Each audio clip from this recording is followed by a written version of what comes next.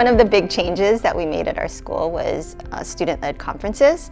And parents had been so used to the traditional model where they would come in and the teacher would talk about, this is what your child has learned, that became ingrained in what they expected in the conferences. So when students would share their portfolio and their learning, parents would say, yes, that's great, but they would look at the teacher and say, what do you think about this? What have they learned?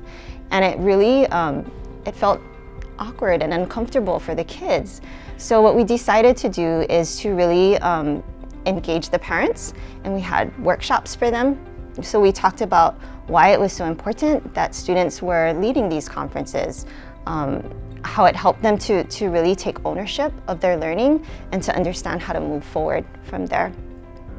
So we talked about the why, the purpose of student-led conferences, and then we actually had to give them prompts so that they knew what they could do, so that they could participate fully in these conferences.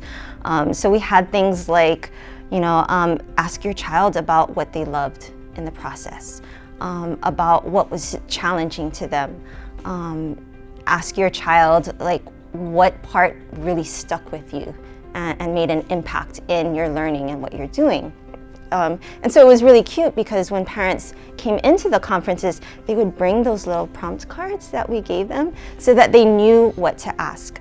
We had to make sure that parents did get the information that they want. And so we had to reassure them that, yes, you will get a progress report.